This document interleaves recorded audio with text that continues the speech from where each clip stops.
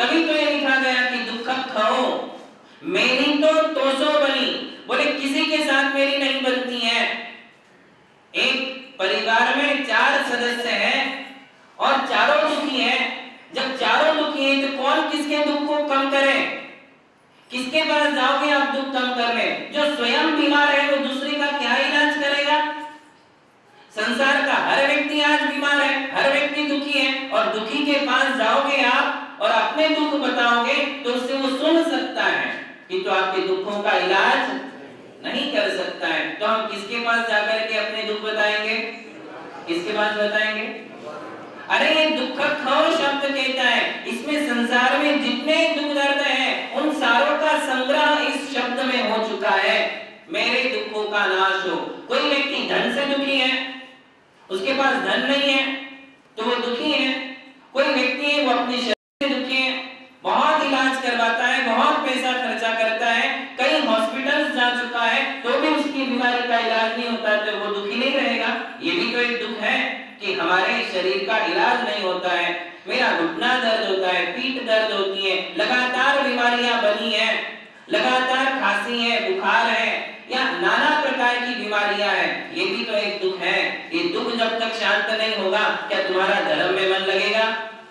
और आप भी परेशान रहोगे और आपके घर के दूसरे सदस्य भी आपकी बीमारी के पीछे परेशान रहेंगे, वो भी दुखी है। कोई इसलिए दुखी है कि उसके लिए परिवार में किसी के साथ अंडरस्टैंडिंग नहीं है। परिवार तो है किंतु प्रेम नहीं है, आए दिन झगड़े होते हैं, आए दिन अशांति है, आए दिन आकुलता है। क्या उसका मंदिर में मन लगने वाला है? लगेगा क्या? आज आपका फैमिली सेटलमेंट बहुत अच्छा है इसलिए आपका मन लग जाता है, किंतु एक भी व्यक्ति यदि आपके परिवार का उखड़ जाए, पति और पत्नी में यदि अंडरस्टैंडिंग नहीं है या सास और बहू की नहीं बनती है तो उसका आदमी जो मंदिर में आया है क्या उसका मन लगेगा? क्योंकि रोज ही मेरी बीवी और मेरी माँ दोनों ही झगड़े करते रहते हैं, तो कहां से मन लगेगा? तो वो क्या चाहेगा? ये भी उसका एक दुख है कि भगवान मेरे घर में अंडरस्टैंडिंग हो जाए, मेरे घर में सब परिवार में अंडरस्टैंडिंग रहे कि कहीं किसी के बीच में टकराव ना हो, ईगो ना हो, लड़ाइयां ना हो, गाली गलौज ना हो। जिनके घरों में ये वातावरण है वो दुख वही लोग जानते हैं। उन्हें पता है कि घर में क्या टेंशन है, घर में क्या दुख होता है, घर में किस प्रकार से उनको रहना पड़ता है। मन भी नहीं लगता तो भी रहना पड़ता है। दुख एक प्रकार का नहीं है, किसी के सामान की चोरी हो जाती है, किसी को कर्जे का दुख है, किसी की शादी टूट जाती है, किसी की सगाई टूट जाती है, किसी की शादी ही नहीं होती है। आपकी बेटी है उसकी शादी ना हो तो आप सुखी रहोगे? तो क्या ये एक दुख नहीं है? ये भी तो एक दुख है। संसार में एक दुख नहीं है, हम नहीं जानते ज्यादा, वो आप ही लोग जानते हैं, क्योंकि आप लोग प्रत्यक्ष उसका अनुभव करते हो। और ऐसे अनेक दुख है, मानसिक है, शारीरिक है, धन से लेकर के, तन से लेकर के, परिवार से लेकर के, बेटों से दुखी है, बेटियों से दुखी है, सास ससुर से दुखी है, पति से दुखी है, पत्नी से दुखी है, कोई किसी से दुखी है, कोई किसी से दुखी है। तो सबसे पहले कौन सी भावना की? दुख खाओ। क्या कहा पहले? मेरे दुखों का क्षय हो। देखिए भगवान का कहा हुआ जो धर्म है वो ऐसा नहीं है कि तुम्हारे घर में कुछ भी कर होता रहे, तुमको तो धर्म करना ही है। ऐसा हमारा धर्म नहीं कहता है कि तुम्हारी फैमिली में लाख दुख दर्द हो तुम उसकी तरफ ध्यान मत दो, तुमको तो मंदिर आना ही है, तुमको तो अभिषेक पूजा करना ही है। अरे कैसे कोई व्यक्ति कर सकता है? इसीलिए आचार्य ने सबसे पहले ये शब्द डाला कि दुख खाओ, कि दर्शन करने वाले भक्त के सबसे पहले दुख दर्द दूर हो, दुख शांत हो। और वो कहां से हो सकते हैं? बिल्कुल सही जगह आपने ये कहा, जिनेंद्र भगवान के सामने। किसके सामने कहा? भगवान के सामने आकर सबसे पहले आपने कहा कि मेरे दुखों का क्षय हो। मैं आपकी प्रतिदिन अर्चना, पूजा, वंदना और नमस्कार करता हूँ, भक्ति पूर्वक करता हूँ, मन से करता हूँ। मैंने संसार के सारे सहारे छोड़ दिए हैं, मैं आपके सहारे में आया हूँ। मेरे दुखों का अंत कीजिए, मेरे दुखों का इलाज कीजिए कि मुझे घर से, परिवार से, मन से, तन से, धन से किसी प्रकार का दुख ना हो, जिससे मैं और ज्यादा भक्ति कर सकूं। क्या भावना है उसकी? ऐसे नहीं कि सब मिल जाने के फिर मैं आपको राम राम करूं। बहुत हो गया भगवान, अभी आपने सही कर दिया। ऐसी भावना नहीं है, गलत विचार नहीं है। उसकी क्या विचार है? धर्मात्मा है, धर्म पे अटूट श्रद्धा है, भगवान के चरणों में उसकी श्रद्धा है। इसलिए वो भगवान से कह रहा है कि मेरे दुखों का अंत कीजिए, जिससे मैं आपकी भक्ति और अच्छे तरीके से कर सकूं, और अच्छे से दान दे सकूं, और ज्यादा समय मैं मंदिर में दे सकूं। पहले मेरे दुखों का इलाज कीजिए। ये भावना कहाँ बांधा है? भगवान के चरणों में। और कहीं मत जाओ, कहीं मिथ्या देवताओं के पास जाने की जरूरत नहीं है। किसी कुदेवी देवता नॉन जैन टेम्पल्स में जाने की आवश्यकता नहीं है। कहाँ आना है हमें? हमारे भगवान के चरणों में। भगवान देते हैं, भगवान नहीं देते ऐसा कभी नहीं है। ध्यान रखना है बात। इस पर हम आपके लिए एक स्पेशल लेक्चर देंगे कि जो हमारी मिथ्या भ्रांतियां हमारे दिमाग में फैली हुई है कि हमारे भगवान तो देते ही नहीं, हमारे भगवान तो देते ही नहीं, ये इसके विषय में मैं आपके लिए बिल्कुल सटीक कुंद कुंद स्वामी की गाथा रख के आपको समझाऊंगा कि ऐसा हमारे धर्म में है ही नहीं कि भगवान देते नहीं। संसार का एक भी प्राणी ऐसा नहीं है जिसमें देने की क्षमता ना हो, दानांतराय कर्म का क्षयोक्षम ना हो। और उन्होंने तो दानांतराय कर्म का नाश कर दिया, क्षयिक दान देते हैं। जो भगवान दे सकते हैं वो संसार में कोई नहीं दे सकता है। इसलिए हमने बहुत सही जगह ये प्रार्थना की है कि भगवान मेरे दुखों का अंत कीजिए, मेरा परिवार पहले सेटल कीजिए। भावना भाव भगवान के सामने आपका अधिकार है ये। यदि आप भगवान की भक्ति करते हो, स्तुति करते हो, वंदना करते हो और बहुत ही मन से आप भगवान के पीछे लगे हो, तो आपका अधिकार बनता है कि भगवान मेरा परिवार सेटल हो जाए, पहले मैं सेटल हो जाऊं, मुझे ज्यादा अपेक्षाएं नहीं है, बस मेरा परिवार अच्छे से चलता रहे और मैं आपकी भक्ति में किसी प्रकार का व्यवधान नहीं आए। ऐसा ना हो कि मैं 8 दिन आपके चरणों में ना आ पाऊं, ऐसा ना हो कि मैं महीना भर आपके चरणों में ना आ पाऊं। ऐसी किसी प्रकार की व्यवधान बाधा मेरे परिवार में नहीं आना चाहिए। मेरा मन आपके चरणों में लगा रहे, ये भावना यदि हमें भाना है तो कहाँ भाना है? भगवान के चरणों में। भगवान से रिलेशन अपना रखिए, भगवान से सबसे पहला संबंध साधिए। मन का संबंध भगवान से, तन का संबंध परिवार से। मन का संबंध किससे? सबसे पहले भगवान से। मेरा पहला रिश्तेदार कौन है? भगवान। कौन है? भगवान। ये मेरे पहले रिश्तेदार हैं। और रिश्तेदारी हम कैसे निभाते हैं? उससे भी अच्छी रिश्तेदारी किससे निभाएंगे? भगवान के साथ निभाएंगे। भगवान ही सारे दुखों का इलाज कर सकते इस संसार में, वे ही समर्थ हैं। फिर उन्होंने कहा कि दुख खो, फिर बाद में कहा तमक खो। क्या कहा? तमक खो। अब कहते हैं कि मेरे कर्मों का नाश करो, क्योंकि मैं जानता हूं कि सारे दुखों की जड़ कर्म है। इसलिए अब दुखों का नाश करना है तो किसका नाश करो? कर्मों का नाश करो। देखिए यदि पेड़ पर फल लगा हुआ है तो फल लगने में अनेक कारण हैं, किंतु सबसे मुख्य कारण कौन है? बीज। कौन कारण है? बीज। हालांकि उस फल के लगने में जमीन भी उसके लिए सहायक बनी है। एक फल बीज को बोने वाला जो व्यक्ति है, किसान है, वो भी उसमें सहायक कारण है। खाद पानी उसको समय समय पर मिला, वो भी उसमें सहायक कारण है। किंतु मूल कारण कौन है? बीज है। कौन है? बीज है। बस इसी प्रकार से मेरे लिए दुख देने में कई कारण हो सकते हैं, किंतु मुख्य कारण कौन है? मेरा कर्म। कौन कारण है? कर्म ही मेरा कारण है। भले वो दुख मुझे भाई से हो रहा है, भले वो टेंशन देने वाली मेरी पत्नी है, भले ही मुझे दुख देने वाला मेरा ये शरीर है, बीमारियां हैं, किंतु मूल कारण कौन है? कर्म है। यदि असाता कर्म उदय में ना आता तो मेरा भाई मेरे से मुख मोड़ ही नहीं सकता है। यदि असाता कर्म उदय में नहीं आएगा तो फिर मेरी पत्नी या मेरा पति मेरे साथ किसी प्रकार का वैर विरोध कर ही नहीं सकता। कर्म अनुकूल नहीं है। कौन है? कर्म प्रतिकूल है। कर्म प्रतिकूल होने के कारण आज मेरे साथ सारी समस्याएं जड़ी हुई है। इसलिए दूसरी भावना मेरी क्या है? तमक खो। क्या नष्ट हो? कर्म नष्ट हो, दुखों का नाश हो और फिर कर्मों का नाश हो। और फिर तीसरी भावना कहते हैं कि बोधि लाहो। क्या कहते हैं? देखो हम भगवान से मांग रहे हैं। कौन कहता है कि भगवान से नहीं मांगना चाहिए? अरे तो किससे मांगोगे? भगवान से नहीं मांगोगे तो किससे मांगोगे? ये भगवान से ही तो प्रार्थनाएं की जा रही है कि दुख खाओ, कम्मक खाओ। कई लोग हमसे आकर के कहते कि महाराज मुझे उस व्यक्ति ने बताया कि भगवान से तो मांगना नहीं चाहिए, तुम तो मूर्ख हो, तुमको अनपढ़ हो, तुम तो गवार हो, तुमको तो अकल ही नहीं, भगवान से क्यों मांगते हो? मैंने कहा जो ये कह रहा है वही अनपढ़ है, गवार है, अकल नहीं है, उसी को नहीं है। क्यों ऐसा? क्योंकि उसे ये पता ही नहीं है कि संसार में सबसे अच्छे दाता, सबसे बड़े दाता कौन है और किसके पास जाकर के हमारे लिए प्रार्थनाएं करनी चाहिए। दूसरों को अपने दुख दर्द बताओगे, हंसी मजाक उड़ाएंगे, तुम्हारी हंसी करेंगे, वो तुम्हारी भावनाओं को समझने वाले नहीं हैं। इसलिए किससे मांगना? भगवान से मांगना। और भगवान के बाद यदि कहीं जाकर के कहना है तो गुरु से कह सकते हो, इसके अलावा तीसरा कोई स्थान नहीं। तो हमारे लिए भगवान को कहना है कि दुख खाओ, तमक खाओ, और फिर क्या कह रहे? बोधि लाओ। बोधि शब्द के 3 अर्थ हैं, एक होता है केवल ज्ञान, एक होता है रत्नत्रय, और तीसरा सामान्य अर्थ है सद्बुद्धि। क्या है? सद्बुद्धि। भगवान मेरे लिए सद्बुद्धि प्रदान करो। क्या दो?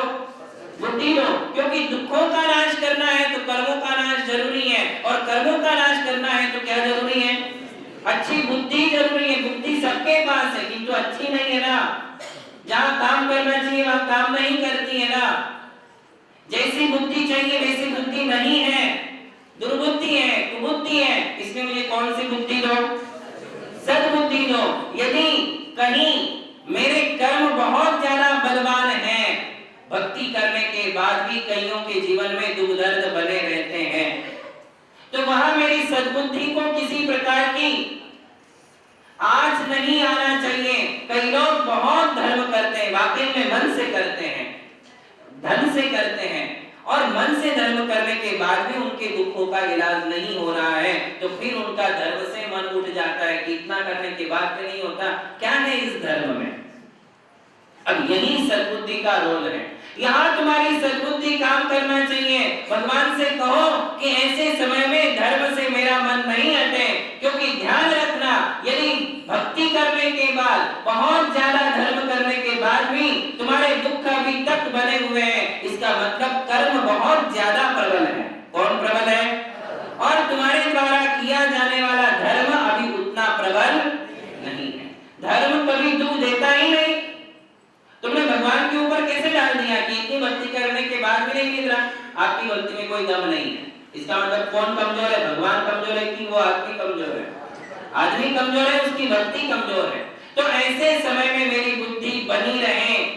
यदि धर्म करने के बाद भी दुख बने हैं तो उन दुखों को सहन करने की क्षमता मुझे दीजिए, उन दुखों को झेलने की ताकत मुझे दीजिए, ऐसा मानसिक बल मुझे दीजिए कि मैं दुखों में किसी प्रकार से अपने धर्म से विचलित ना हो। इसे कहते हैं सद्बुद्धि। कि कितना भी दुख आ जाए, वो दुख जब भी आएगा किसके कारण आएगा? कर्म के कारण आएगा, और उस कर्म को हटाने का सामर्थ्य जब भी किसी में होगा तो किसमें होगा? धर्म में। किसमें होगा?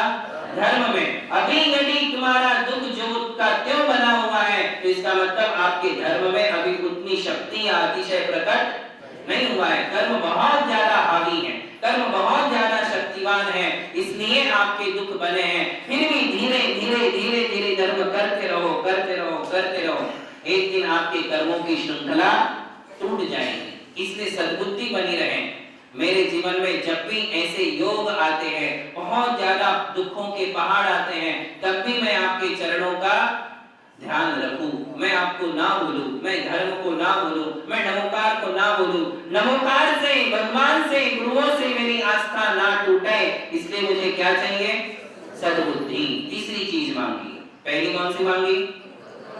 मेरे दुखों का नाश हो। फिर क्या कहा? मेरे कर्मों का नाश हो। तीसरी बात क्या कही? मेरे लिए सद्बुद्धि मिले। और फिर चौथी बात कहते हैं गोविलाहो सुगई गमनम। देखिए ये तो इस जन्म की बातें हो गई। 3 चीजें, मेरी दुखों का नाश हो, कर्मों का नाश हो, और मुझे सद्बुद्धि मिले। अब कहते हैं कि इस जन्म के बाद क्या हो? तो कहते हैं सुगई गमनम। क्या हो?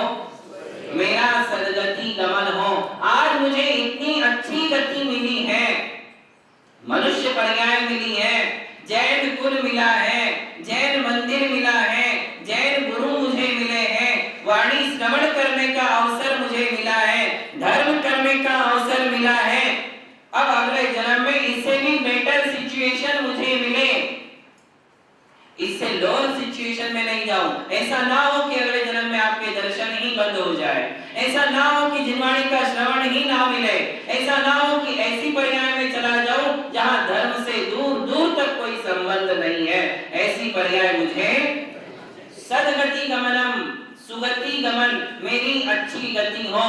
आज मैं आपके मूर्ति का दर्शन कर रहा हूं, अब ऐसा लाभ मिले कि साक्षात आपका दर्शन हो जाए। आज आपके मंदिर में दर्शन कर रहा हूं, अब ऐसा योग है कि आपके समव शरण में दर्शन करूं। आज मुझे ऐसे मुनियों के दर्शन हो रहे हैं, अब ऐसा योग है कि मुझे रुद्धि संपन्न मुनियों के, योगी मुनियों के, शुद्धोपयोगी मुनियों के भी दर्शन हो जाए। और आज मैं श्रावक धर्म का पालन कर रहा हूं, अब ऐसा योग आ जाए कि अगले जन्म में मैं मुनि धर्म का भी पालन। इसे कहते हैं सुगहि गमनम। क्या कहते हैं? ऐसा नहीं कि आज मेरा बंगला है, अगले जन्म में राजमहल मिल जाए। तुम लोगों की बुद्धि उधर चलती है। शायद बेटर सिचुएशन का मतलब ये है कि आज जो फैसिलिटीज है, अगले जन्म में फैसिलिटीज 4 गुना हो जाए और बढ़िया मिल जाए। ऐसा नहीं है, वो अपने आप मिलेगा, वो मांगना नहीं पड़ेगा आपके लिए, वो तो अपने आप आपके पीछे दौड़ेगा। क्या होगा? आपके पीछे। क्योंकि यदि तुम्हारा पुण्य तुम्हारे लिए अगले जन्म में समव शरण के दर्शन करा सकता है, तो क्या वो तुम्हारे लिए झोपड़ी से बंगला और बंगला से महल नहीं दे सकता?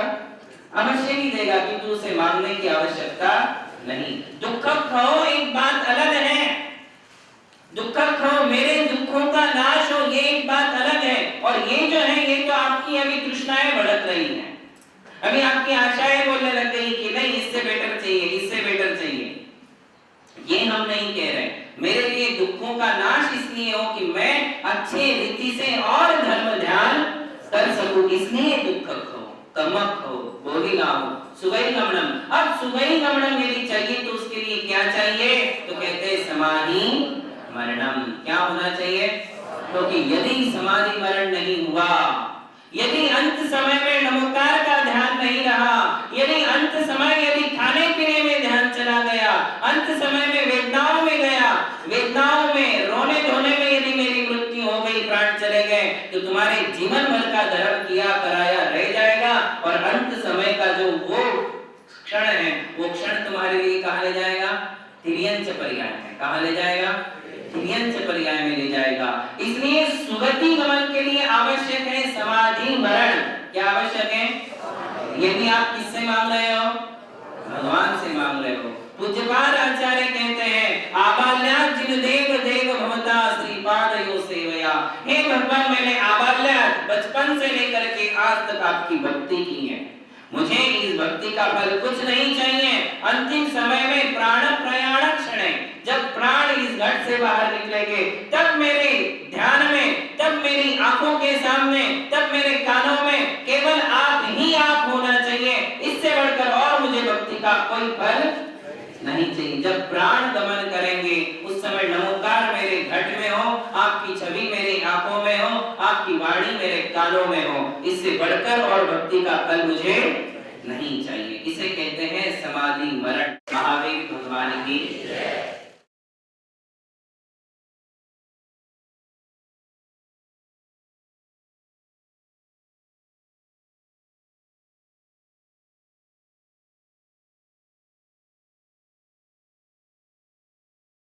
पूज्यपाद आचार्य कहते हैं, आबाल्यात् जिन देव देव भवता श्रीपादयो सेवया। हे भगवान, मैंने आबाल्यात् बचपन से लेकर के आज तक आपकी भक्ति की है, मुझे इस भक्ति का फल कुछ नहीं चाहिए।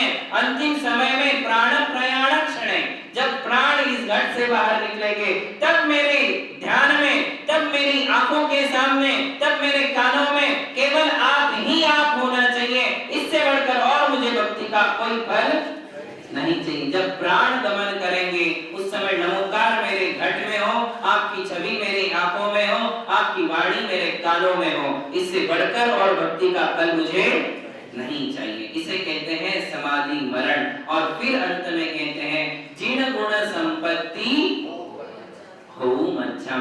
बोले जिन गुण संपत्ति, जिन यानी भगवान, जिन यानी भगवान, गुण यानी भगवान के गुण, और संपत्ति यानी वो भगवान के जो गुण हैं वही वास्तविक संपत्ति है, क्योंकि वो आत्मा की संपत्ति है। किसकी है?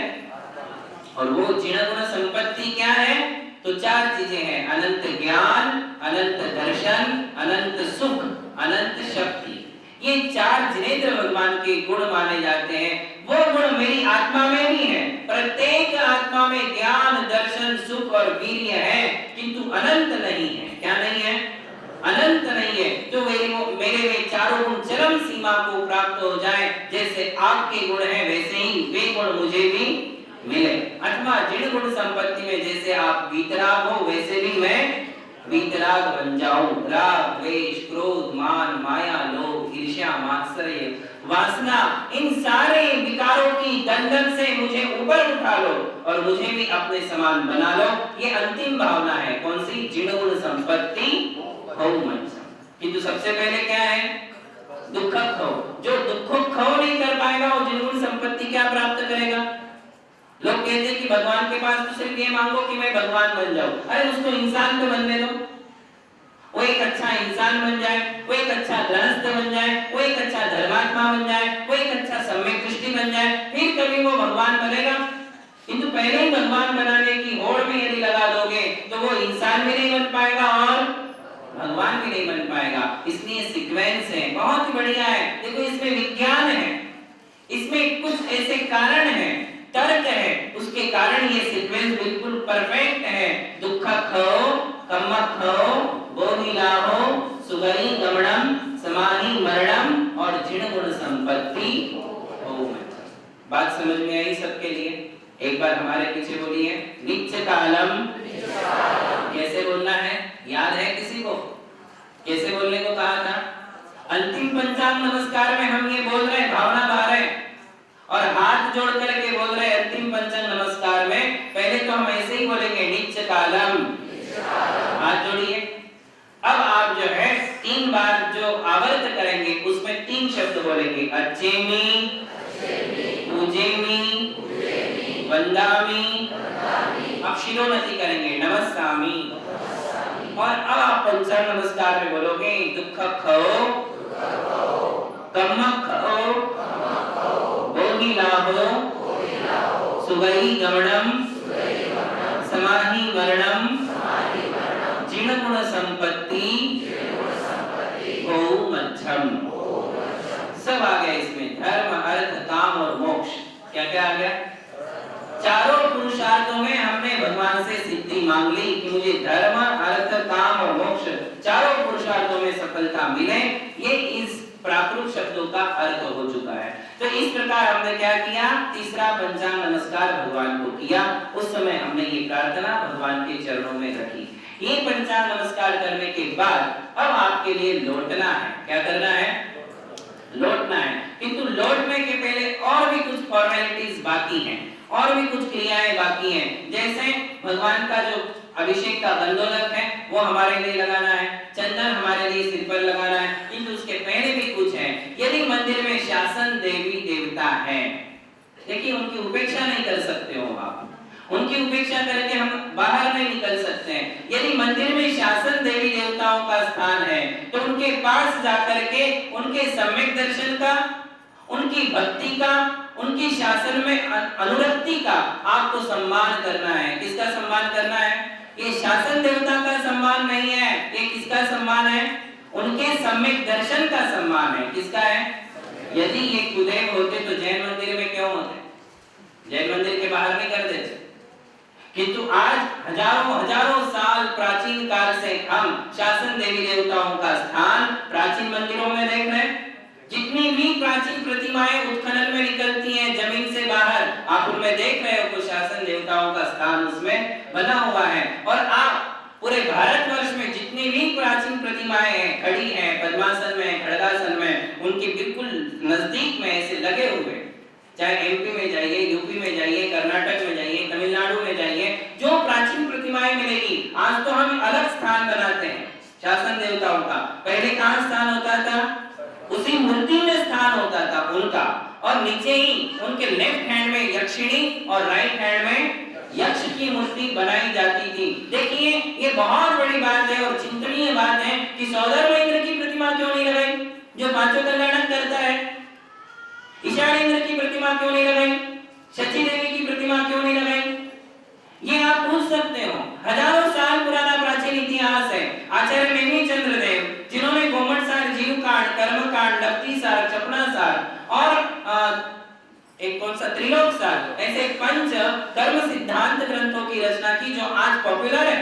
आज समूचा दिगंबर जैन समाज और दिगंबर जैन समाज के सारे त्यागी पांचों ग्रंथों की पूजा करते हैं, वाचना करते हैं। उन आचार्य नेमी चंद्र देव के सानिध्य में ही बाहुबली भगवान की चरण स्थापना, मूर्ति की स्थापना हुई थी, और वहां उसी समय मूल नायक भगवान बाहुबली नहीं बना सकते क्योंकि वो सामान्य केवली है, तो मूल नायक किसे बनाया उस क्षेत्र का? नेमिनाथ भगवान को। किसे बनाया गया? नेमिनाथ भगवान को मूल नायक मूर्ति बनाई, बाहुबली भगवान की मूर्ति बनाई, और उसी समय आज से 1000 साल पूर्व कुष्मांडिनी देवी की स्थापना भी वहां की गई है। आप देखिए आज भी वो प्राचीन प्रतिमा वहां है। तो ये जो हमारी परंपरा है, ये निराधार परंपरा नहीं है। इस परंपरा के पीछे आज ठोस प्रमाण, शास्त्र उसके आधार है। तो इन सम्यक दृष्टि देवी देवताओं को क्यों रखा गया? क्योंकि यक्ष और यक्षिणी ये एक ऐसा पद है, सौधर्म इंद्र विनय क्षेत्र के, भरत क्षेत्र के, ऐरावत क्षेत्र के सारे तीर्थंकरों के पंच कल्याण करता है। वो किसी एक जगह से बंधा हुआ नहीं है, किंतु यक्ष और यक्षिणी किसी एक तीर्थंकर से बंधे हुए हैं। वो उसी तीर्थंकर के यक्ष हैं, यक्षिणी। इनका काम है शासन की सेवा करना। किसकी सेवा करना? वो भगवान नहीं है, ये बात मन में रखिए। और ये सभी लोग समझते हैं कि शासन देवता भगवान नहीं है, वे अरिहंत नहीं है, वे तीर्थंकर नहीं है, पंच परमेष्ठियों में उनकी गणना नहीं है, त्यागियों में उनकी गणना नहीं है। किंतु वे कौन है? वे सम्यक दृष्टि देवी देवता हैं। सम्यक दृष्टि देवी देवता तो देवगति में असंख्य होते हैं। कितने होते हैं? असंख्य देवी देवता हैं जिन्हें सम्यक दर्शन है। किंतु ये सिर्फ सम्यक दृष्टि नहीं है, सम्यक दर्शन के साथ एक पद उनको मिला है। कौन सा पद? यक्ष पद और यक्षिणी पद। कौन सा पद मिला? सबको नहीं मिलता। जैसे सामान्य केवली बहुत हो सकते हैं, किंतु तीर्थंकर कितने होंगे? 24 नहीं होंगे। वैसे सम्यक दृष्टि देव बहुत हो सकते हैं, किंतु यक्ष और यक्षिणी कितनी रहेगी? 24 ही रहेगी। तो इन यक्ष और यक्षिणी के लिए कौन सा कार्यभार सौंपा जाता है? उनके लिए दिया जाता है शासन की सेवा। वे जिन शासन में अनुरक्त रहते हैं, जिन शासन की सेवा करते हैं, जिन शासन की भक्ति करते हैं, उस तीर्थंकर के काल में होने वाले गौरव सर्वों को दूर करने का कार्य वो करते हैं। वो उसी तीर्थंकर से संबंध रखते हैं। इसलिए जिस तीर्थंकर की मूल नायक प्रतिमा होगी, उसके यक्ष और यक्षिणी की स्थापना उस मंदिर में की जाती है। अब यदि की गई है तो आप लोग क्या करोगे? आप लोग सिर्फ उनकी सेवा का सम्मान करोगे। जैसे कि कोई गुरु भक्त की आप सम्मान करते हो कि ये संगपति हैं। जैसे आचार्य शांति सागर जी महाराज के संगपति बने थे। कौन बने थे? आपकी मुंबई नगर के जवेरी पूनमचंद धासीचंद, जिन्होंने कालवा देवी मंदिर बनाया। आप उनके घर में जाकर के देखिए कि उनका जगह जगह पर कितना सम्मान हुआ था। वो सम्मान नहीं चाहते थे, मना करते थे, फिर भी समाज उनका सम्मान करती थी और प्रशस्ति पत्र देती थी। ये क्या है? किसका सम्मान है? क्या वो भगवान है? क्या वो संगपति भगवान है? क्या वो संगपति गुरु है? क्या वो संगपति त्यागी है? फिर भी उसका सम्मान क्यों किया? अरे ये उसकी गुरु भक्ति का सम्मान है, और वो सम्मान करने से कोई वो भगवान या गुरु नहीं बन जाते हैं। हमने उनके सम्यक दर्शन, अरे गुरु भक्त में तो ये भी नहीं देखा जाता कि सम्यक दृष्टि है या नहीं। गुरु का भक्त है, गुरु की सेवा करता है, संघ संचालना करता है, तो उसका हम सम्मान करते हैं। ये भी नहीं पता कि इसको सम्यक दर्शन हुआ है या नहीं। सम्मान के लिए सिर्फ ये देखा जाता है कि जिन शासन में ये कितना समर्पित है, गुरुओं के लिए कितना समर्पित है, उनका हम सम्मान करते हैं। परसों यह सम्मान हुआ, हमारे ही सामने तो हुआ कि नहीं सम्मान? किस चीज का सम्मान था? पैसे देने का सम्मान नहीं था। वो सम्मान था आपने जिन शासन के प्रति, मंदिर के प्रति, गुरुओं के प्रति जो अपनी भक्ति प्रकट की थी, उस भक्ति का वो सम्मान था। किसका सम्मान था? भक्ति का सम्मान था। अब शासन देवताओं के साथ तो देखिए भक्ति तो वो करते ही हैं, सेवा तो वो करते ही हैं, साथ में ये निश्चित है कि वे सम्यक दृष्टि है। क्यों है पता है? क्योंकि समो शरण की 8वीं भूमि में बिना सम्यक दर्शन के कोई प्रवेश नहीं कर सकता है। और शासन देवी देवताओं का स्थान तिलोय पंडित नाम के ग्रंथ में लिखा है कि तीर्थैराणम पासे चिट्ठन्ति, ये शब्द है तिलोय पंडित के। उन्होंने कहा कि तीर्थंकरों के पार्श्व भाग में ही वो रहते हैं। कहाँ रहते हैं? पार्श्व भाग में। पार्श्व शब्द का अर्थ है आजू बाजू में। कहाँ रहते हैं? और 3 कटनी जो बनती है, उन 3 कटनियों पर में से पहली कटनी पर यक्ष यक्षिणियों का स्थान होता है। इसलिए हम उनका सम्मान करते हैं कि ये जिन शासन के अनुरक्त देवता है। सम्यक दर्शन तो है ना, सम्यक दृष्टि जीव का स्वभाव है, वात्सल्य, साधर्म के प्रति वात्सल्य रखना। ऐसी कैसी उपेक्षा हो सकती है? हम तो किसी व्यक्ति की उपेक्षा नहीं करते, हम तिनके की उपेक्षा नहीं करते, तिनके का तिरस्कार नहीं करते। उनका कैसे तिरस्कार हो सकता है? क्या ये संभव है? जैन धर्म में क्या किसी प्राणी मात्र में किसी का तिरस्कार लिखा गया है? अजैन भी होगा तो उसके प्रति कौन से भाव रखे जाएंगे? कौन बताएगा? एग्जैक्ट आंसर चाहिए। कोई अजैन भी है जो तुम्हारा साधर्मी नहीं है तो उसके प्रति कौन से भाव रखने चाहिए? नहीं, वात्सल्य तो साधर्मी के प्रति है। माध्यस्थ तो विपरीत वृत्तियों के लिए, मैत्री भाव रखा जाता है। इस संसार में एकेंद्रीय से लेकर पंचेंद्रीय तक जितने जीव हैं उन सबके प्रति जैन धर्म कहता है कि मैत्री भाव रखो। तिरस्कार के भाव तो किसी के प्रति है ही नहीं। तो हम जब एकेंद्रीय के प्रति भी मैत्री भाव रखते हैं तो यक्ष यक्षिणियों का कैसे तिरस्कार हो सकता है? कैसे उनकी अवमानना हो सकती है? ये संभव नहीं है, त्रिकाल में संभव नहीं है। इसलिए यदि मंदिरों में शासन देवी देवताओं का स्थान है और यदि आपके लिए जैन धर्म समझ में आता है, आपका सम्यक दर्शन समझ में आता है, आपका वात्सल्य गुण समझ में आता है, तो आपको उनके सम्यक दर्शन का सम्मान करना है। किसका सम्मान करना है? सम्यक दर्शन का। शासन के प्रति आसक्ति जो उनकी जो बनी हुई है उस आसक्ति का सम्मान करना है। इसके अलावा और कुछ है ही नहीं। रत्नकंडक शावकाचार्य की जो वो श्लोक है वरो फलित सयाशावान, उसकी संस्कृत टीका और एक बार आप सुनिए, पढ़िए, समय आने पर हम आपके लिए वो भी बताएंगे। आज ये प्रासंगिक विषय है कि मंदिर से बाहर निकलने के पहले और कौन सी बातें रह गई। तो यदि महाशासन देवताओं का स्थान है तो हमारे लिए यक्ष के पास भी जाना चाहिए, यक्षिणी के पास भी जाना चाहिए कि जो सम्यक दर्शन आपने पाया है वैसा सम्यक दर्शन मेरा भी बना रहे, वैसी विशुद्धि मुझे भी मिले, वैसे ही शासन में भक्ति, शासन में आसक्ति मेरी भी बनी रहे। मेरे से ज्यादा शासन की सेवा और आसक्ति आप में है, मैं उतना समय नहीं दे सकता हूँ। मंदिरों की रक्षा के लिए, धर्म की रक्षा के लिए, गुरुओं की रक्षा के लिए, जिन शासन की प्रभावना के लिए जो आपका योगदान है वो मैं अपने पूरे जीवन में नहीं दे सकता हूँ। दे सकते हो आप, क्योंकि आपके पीछे और दूसरे काम बहुत ज्यादा पड़े हुए हैं। आप कितना कर पाओगे?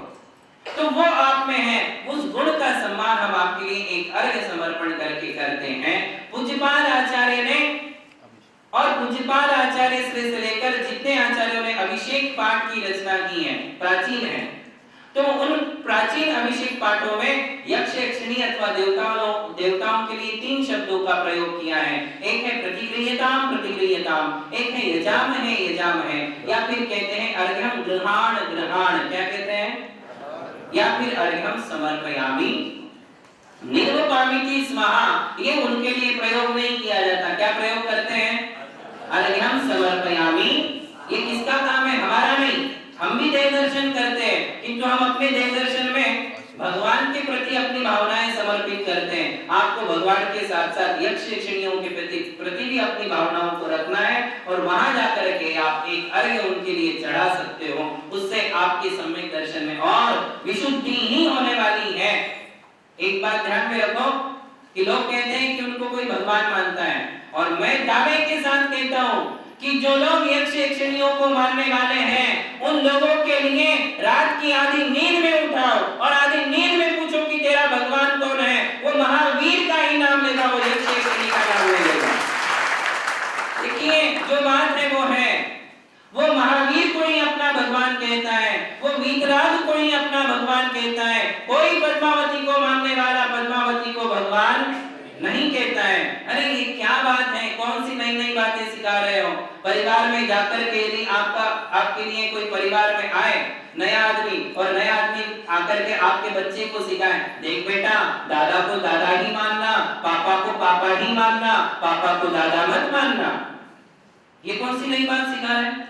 अरे वो तो पापा को पापा ही मानता है, दादा को दादा ही मानता है, उसने पापा को आज तक दादा नहीं कहा और दादा को कभी पापा नहीं कहा। तो ये कौन सी नई बात, ये सिखा करके तुम उसको और उलझन में डाल रहे हो। वो और कंफ्यूज हो जाता है कि कहीं मैं पापा को दादा तो नहीं मानता हूं, कहीं मैं दादा को पापा तो नहीं मानता, उसको आप कंफ्यूज करने का काम कर रहे हो। एक आज तक की 21वीं शताब्दी तक, पंचम काल के आज तक के जितने समय बीते, आज तक किसी ने शासन देवता को अरिहंत नहीं माना है। उन्होंने उनको भगवान और गुरु से बात का दर्जा दिया है, गुरु के ऊपर भी किसी ने नहीं माना है। मानते हो आप भाई, आप लोग पद्मावती को मानते हो, कई लोग यहाँ है, क्या आपने आज तक उनको भगवान से बड़ा माना? क्या आज तक आपने उनको आलिका माता जी से बड़ा माना या किसी शुल्लक एल्लक से बड़ा माना? नहीं माना। हमने उनको उनका जो स्थान है वही स्थान दिया है, और जिसका जो स्थान है, दीपक का अपना स्थान है, सूर्य का अपना स्थान है, सूर्य को अपना स्थान दो, दीपक को अपना स्थान दो, जिसका जो स्थान है उसको वो स्थान देना और उस स्थान के अनुसार उनके साथ व्यवहार करना, यही तो सम्यक दर्शन है। इसलिए यदि मंदिर से बाहर निकलने के पहले आपने शासन देवताओं को यदि आगे दे भी दिया तो उसमें आपके सम्यक दर्शन की कोई हानि नहीं होने वाली, बल्कि वात्सल्य गुण प्रकट किया, इसने आपके सम्यक दर्शन में और विशुद्धि बढ़ने ही वाली है, और वो देव दर्शन विधि आपकी परफेक्ट मानी जाएगी। उसके पश्चात आप आओगे और आने के बाद आप बंधोदक ग्रहण करोगे। क्या करोगे? अब इस विषय में जो कुछ भी डिटेल्स है, विस्तार है, हम आपके लिए कल बताएंगे। महावीर भगवान की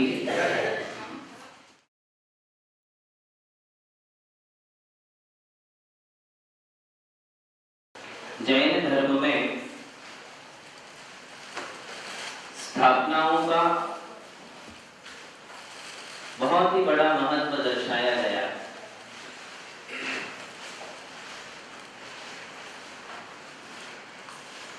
स्थापना का अर्थ है जब किसी मुख्य वस्तु का अभाव हो और हमारे लिए उसकी आवश्यकता हो, तो हम किसी दूसरी वस्तु में उस मुख्य वस्तु की स्थापना, कल्पना करते हैं, उसे स्थापना कहते हैं। मुख्या भावे सति प्रयोजने, मुख्य का अभाव और प्रयोजन के होने पर जो कल्पना की जाए उसे स्थापना कहते हैं। आज हमारे सामने मुख्य का अभाव है, किसका? अरिहंत भगवान का। साक्षात अरिहंत हमारे सामने नहीं है, साक्षात समौशरण हमारे सामने नहीं है, समौशरण में विराजमान तीर्थंकर आज हमारे सामने नहीं है। इसे कहते हैं मुख्य का अभाव, और हमें उनकी जरूरत है। किसकी? अरिहंतों की।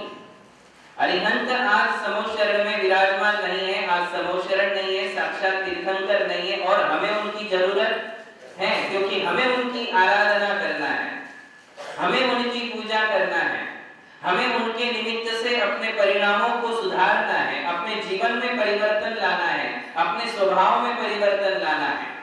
तो हमारे लिए अरिहंत की आवश्यकता है, और मुख्य का अभाव है, अर्थात अरिहंत हमारे सामने नहीं है। इसलिए अब उनकी कल्पना हमने किसमें की? स्थापना किसमें की? पाषाण में। किसमें की?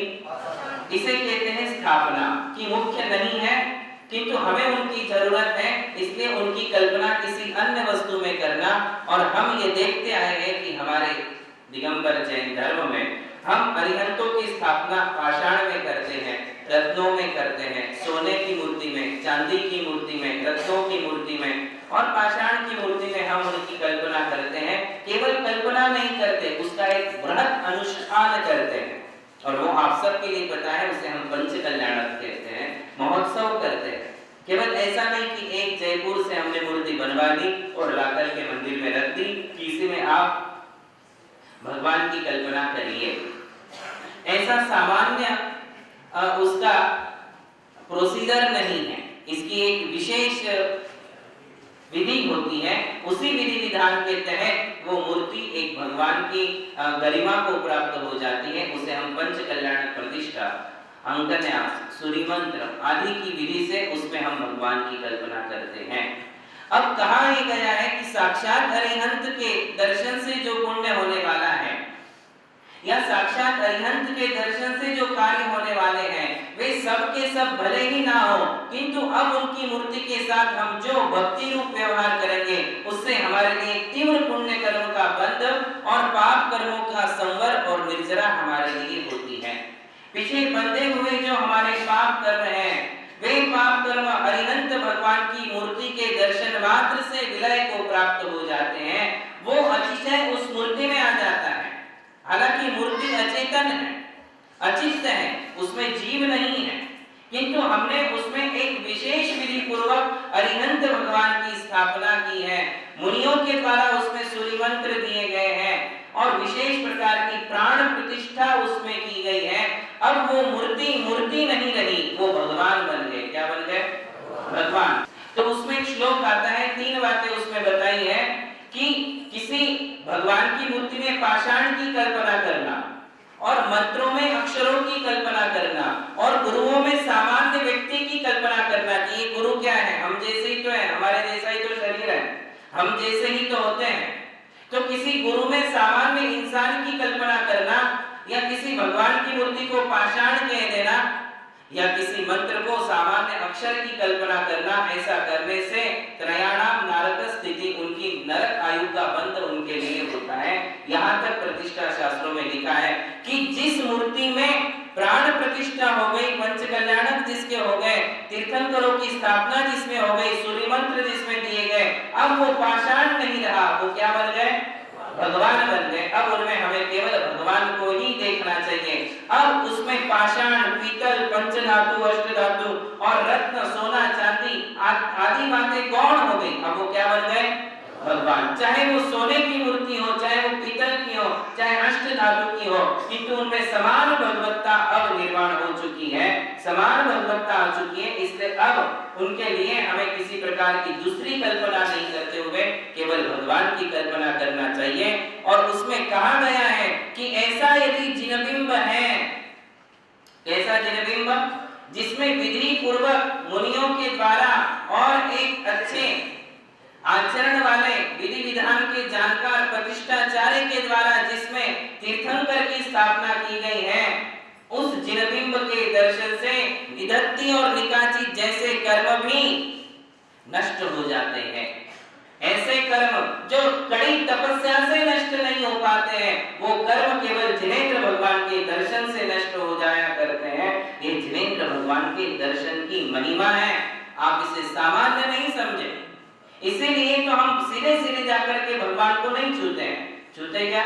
नहीं छूते। उसके लिए हम स्नान करते, शुद्ध सोले के वस्त्र पहनते हैं, हाथ पांव धो लेते हैं, नवांगों पर हम चंदन लगा लेते हैं और फिर मंत्र शुद्धि, जल स्नान, मंत्र स्नान, व्रत स्नान करने के पश्चात हम भगवान के नजदीक जाकर उनके चरणों का स्पर्श